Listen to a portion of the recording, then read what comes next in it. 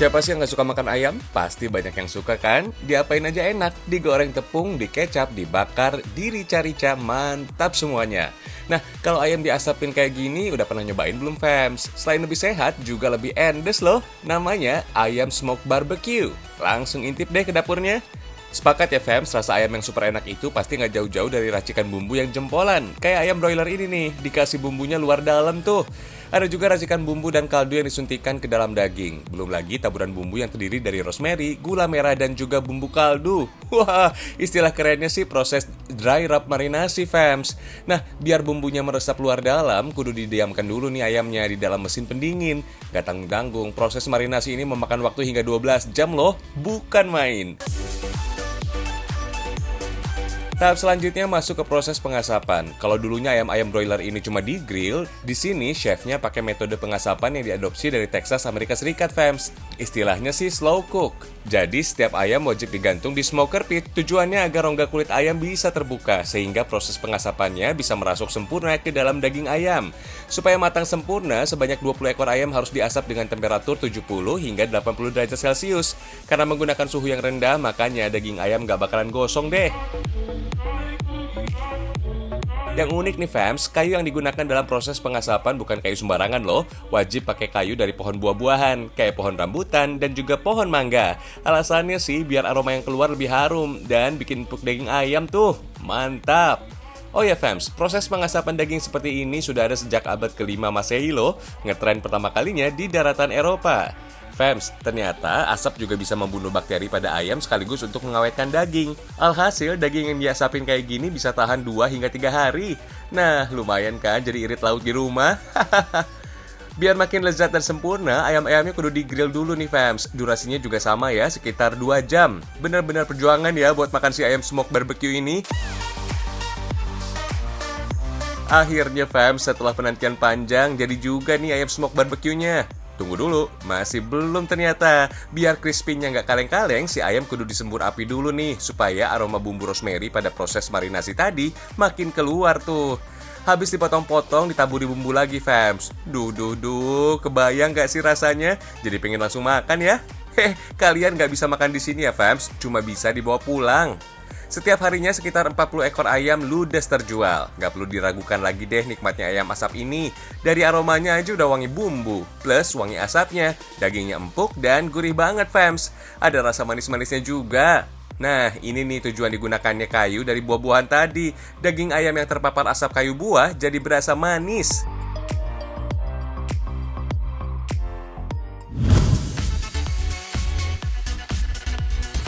Buat pecinta kuliner pedas, harus banget nih mampir ke Kabupaten Kediri. Kita nikmati sensasi pedasnya ayam panggang Bangi.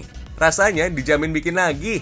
Pedesnya nggak kira-kira fams, ayam kampung utuh ditusuk dengan bilah bambu. Kemudian dioles bumbu berwarna merah merona. Warna merah asli dari cabai rawit merah loh. Kebayang nggak tuh gimana rasa pedesnya? Proses panggang ayam juga nggak sembarangan. Ayam yang sudah bersih dipanggang setengah matang. Proses panggang ayam berguna untuk menghilangkan bulu halus di permukaan daging ayam. Setelah itu, ayam direbus supaya daging lebih empuk. Baru deh ayam dicelupkan ke dalam baskom berisi bumbu cabai. Siram-siram ayam supaya bumbu bisa masuk ke dalam celahnya. Terus dipanggang lagi deh agar bumbu meresap dan ayam matang sempurna. Jadi deh ayam panggang Bangi merah merona, menggugah selera. 1 ekor ayam panggang ini harganya Rp90.000. Kalau kebanyakan boleh kok beli setengah atau seperempat ekor ayam. Biasanya sih ayam panggang ini disajikan dengan sayur urap, berisi toge, kacang panjang, kelapa parut, bercita rasa khas kencur. Ayam panggang Bangi disajikan tanpa sambal. Eits, jangan protes dan kecewa dulu fams. Cicip dulu deh rasa pedasnya bumbu ayam. Pedesnya pol. Kalian mau cicip ayam panggang ini? Datang aja ke warung ayam panggang di Jalan Raya Bangi, Dusun Bangi, Kecamatan Purwoasri, Kediri. Tempatnya nggak pernah sepi pembeli, fams. Apalagi ketika jam makan siang. Rame banget deh, fams. Pedasnya nagih sih. Pantes ya, fams, kalau banyak pembeli yang bolak-balik untuk beli ayam panggang. Warung ayam panggang ini sudah buka sejak 40 tahun lalu loh. Makanya dibilang legendaris. Penjualnya kini sudah dilanjutkan sampai generasi kedua pendirinya.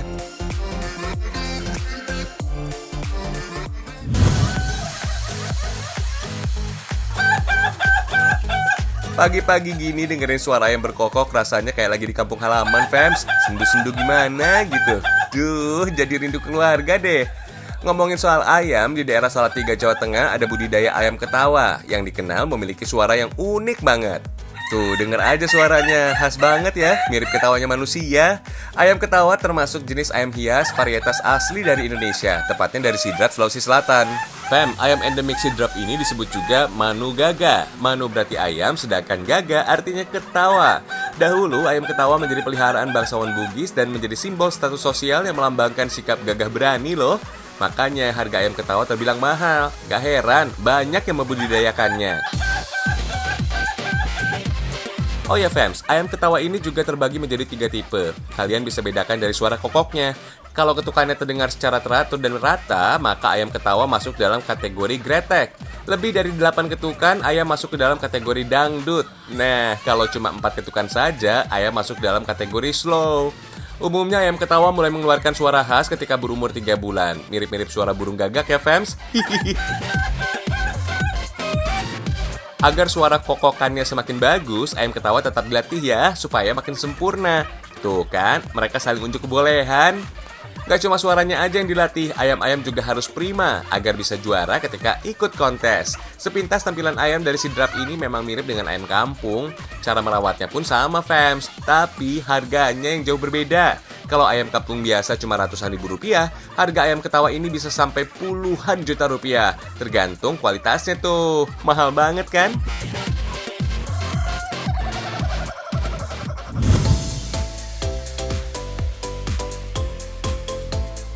Ayam memang menjadi hewan yang cukup istimewa di Bali. Selain menjadi aneka olahan yang nikmat, ayam tak bisa dilepaskan dari ritual adat dan upacara-upacara keagamaan. Jadi, memelihara ayam termasuk hobi yang penting dan tentunya butuh kurungan ayam. Masyarakat Bali menyebutnya dengan gawungan. Desa pengrajin gawungan atau kurungan ayam ada di Kabupaten Buleleng, tepatnya di Dusun Mayungan, Desa Sudaji, Kecamatan Sawan.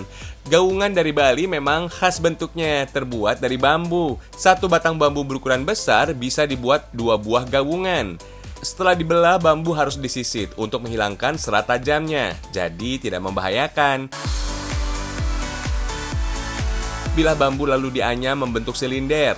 Terampil banget ya. Sebentar saja sudah terbentuk tuh gawungan ayamnya. Jangan kaget, dalam sehari seorang pengrajin bisa membuat 10-15 gawungan loh. Wah, wah, wah. Sekarang buat bagian bawah gawungannya, rapikan bagian lainnya dengan pisau. Bagian atas gawungan juga harus diberi pegangan dari rotan. Rapikan rotan terlebih dahulu, lalu sisit. Belah menjadi 2 bagian, satu bagian rotan ukuran besar bisa dibuat 2 pegangan gawungan. Untuk melenturkannya, rotan harus dipanaskan. Oh ya, satu batang rotan harganya Rp20.000. Jika sedang sulit didapat, para pengrajin biasanya sih menghentikan produksinya. Batang rotan yang sudah dibakar, lalu dililit bambu sampai terbentuk lingkaran. Ikat sampai kencang. Bambu yang diikat butuh waktu 3 jam sampai 1 hari agar bentuknya tidak berubah-ubah. Kalau sudah pas, lepas ikatannya. Nah, pegangan sudah bisa dipasang di atas gawungan dengan serat bambu dan kawat. Selesai deh. Satu gawungan dijual dengan harga Rp50.000. Pembuatan usaha gabungan milik Pak Nyoman ini sudah berjalan sejak tahun 1998. Dulu usaha gawungan dijalankan oleh ayahnya, jadi sudah turun-temurun nih. Kini total pengrajin gawungan yang dipimpin Pak Nyoman berjumlah 15 orang. Sukses ya Pak, semangat!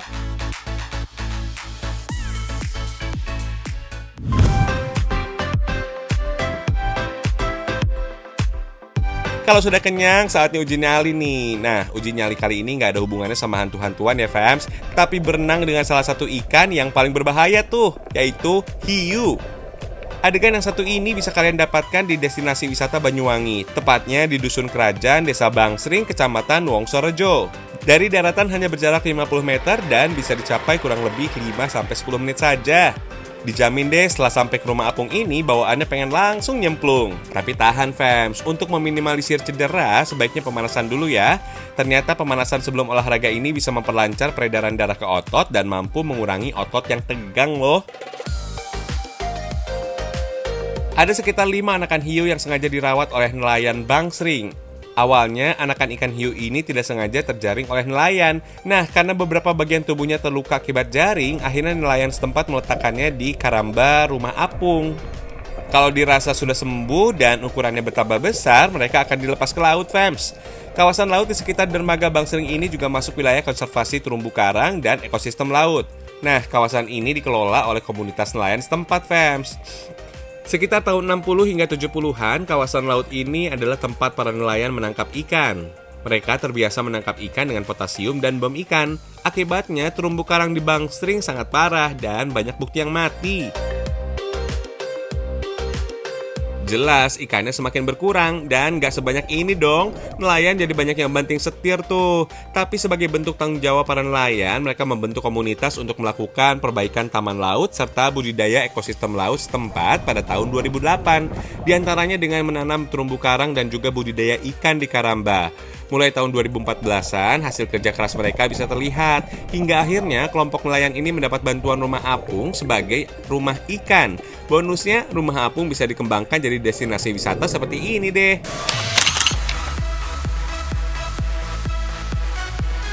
Fams, untuk bisa foto-foto seperti ini nggak perlu modal mahal kok. Peralatan untuk snorkeling bisa disewa dengan harga Rp35.000 saja. Kalau mau lebih dekat dengan ikan, cukup bawa roti tawar yang sebungkusnya bisa dibeli dengan harga Rp5.000. Sebenarnya nggak perlu menyelam terlalu dalam untuk bisa merasakan sensasi geli dari gigitan ikan. 5 meter dari permukaan laut, pengunjung sudah bisa melihat ikan-ikan yang berenang ke sana kemari. Tapi buat yang nggak bisa berenang, jangan khawatir. Rompi penyelamat ini bisa membantu kalian mengambang selama di dalam air.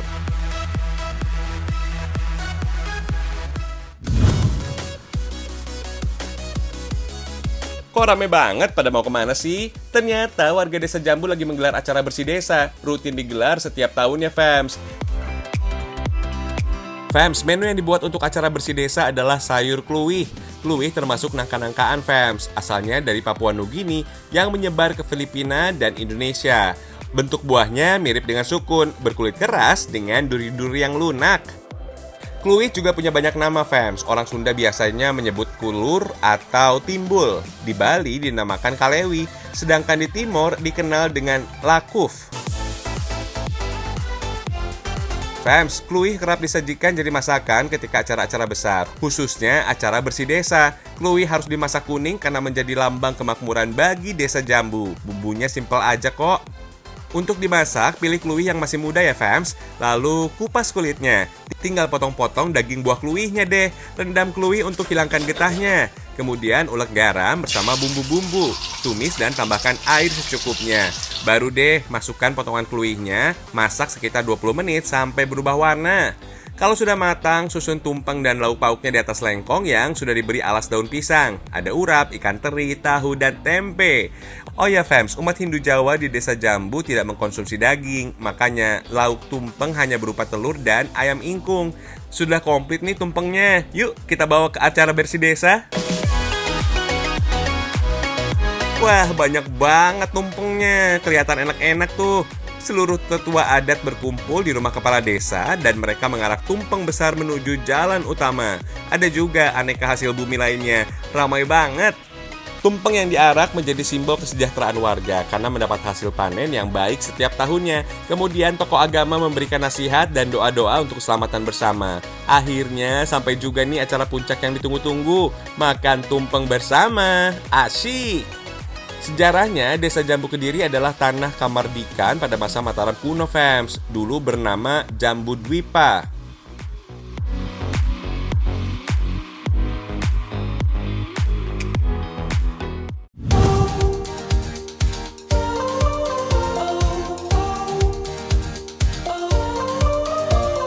Siapa yang kenal sama camilan yang satu ini? Meski tergolong kuliner jadul, namanya masih terdengar hingga hari ini loh. Opak. Dulunya sih kue ini hanya berbentuk gulungan seperti egg roll, fams. Tapi saat zaman makin maju, akhirnya opak berbenah dengan macam-macam warna dan bentuk. Kue yang satu ini dibuat dengan bahan yang mudah didapat, fams. Yang jelas harus ada tepung beras dan santan sebagai bahan bakunya. Fams, makanan tradisional ini kerap dihadirkan dalam acara hajatan. Zaman dulu kalau lagi lebaran, wajib hukumnya. Ternyata kue yang satu ini memiliki bermacam-macam sebutan loh. Kalau di Sumatera, kue ini dinamakan kue sapik. Tapi kalau di Blitar, Jawa Timur, biasa disebut dengan opak gambir, fams. Meskipun banyak yang memanggilnya dengan opak gulung, masih ada juga loh yang menyebutnya dengan kue semprong. Yap, karena mudah dibuat, akhirnya banyak daerah yang mendaftarkan si renyah ini sebagai kuliner khasnya. Fams, dulunya sih semprong hanya dibuat satu warna, yaitu coklat yang dihasilkan dari pemanggangan. Zaman sekarang sih semprong dibuat dengan berbagai kreasi warna-warni yang menarik sehingga menambah daya tarik bagi calon pembelinya. Tapi apapun bentuknya, cetakan kue semprong ini cuma satu macam, fams. Yang membedakan hanya dari cara membentuk atau melipat lembaran kue ini, karena bentuknya yang cukup lebar. Dari semua bentuk semprong, setuju kan kalau bentuk kerucut ini lebih unik dan terlihat mirip seperti bunga mawar? Hihihi.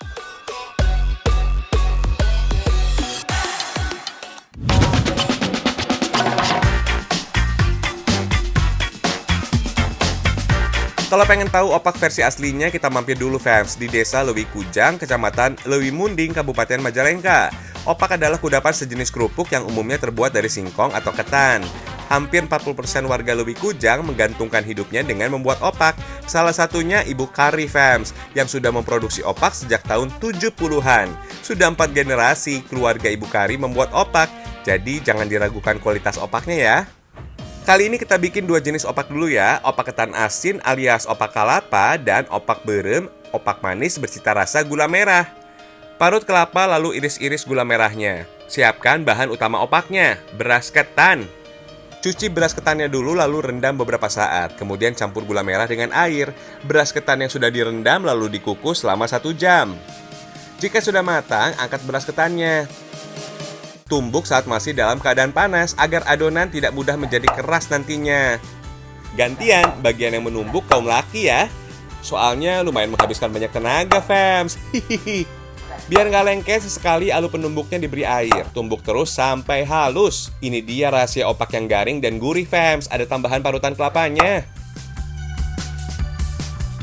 Tinggal buat opak beremnya deh. Prosesnya sih sama aja, hanya tinggal menambahkan gula merah saja. Beres.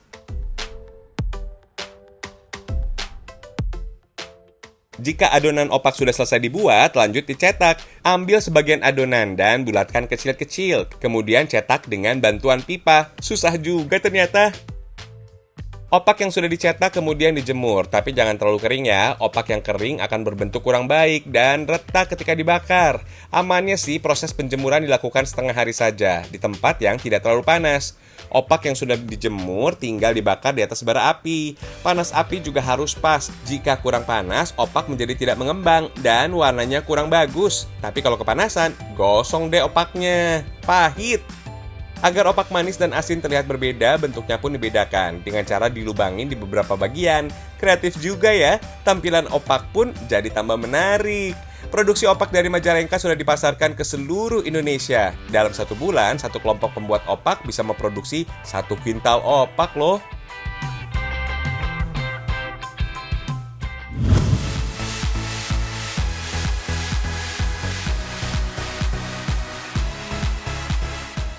Kurang afdol rasanya kalau lagi di Banyuwangi nggak bawa oleh-oleh sebagai kenang-kenangan atau diberikan untuk orang tersayang. Bukan sembarang tas, fams. Ternyata tas ini terbuat dari kertas koran loh. Di tangan Ibu Suyati, koran bekas ini bisa disulap menjadi aneka kerajinan yang kece abis. Ada juga patung, tempat tisu, miniatur kapal, motor, lampu gantung, dan masih banyak lagi. Modalnya cuma koran bekas, lem, dan gunting sebagai alatnya tuh. Semua bahan menggunakan koran murni, tanpa menggunakan rangka besi atau kawat.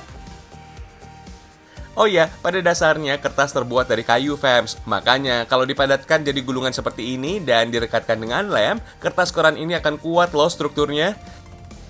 Meskipun nggak sekeras kayu asli, bentuk tas koran ini bisa tetap terjaga loh. Kalau jatuh pun bentuknya nggak akan berubah. Nilai plusnya lagi, kerajinan dari koran seperti ini cukup ringan, jadi gampang dibawa kemana-mana deh. Proses terakhir adalah pengecatan. Selain untuk memberikan warna, pernis ini juga berfungsi untuk melindungi tas dari cipratan air. Warnanya yang coklat memberi kesan mirip dengan kayu, fams. Selain itu, warna coklatnya yang cenderung transparan membuat motif asli dari kertas korannya masih tetap terlihat ya.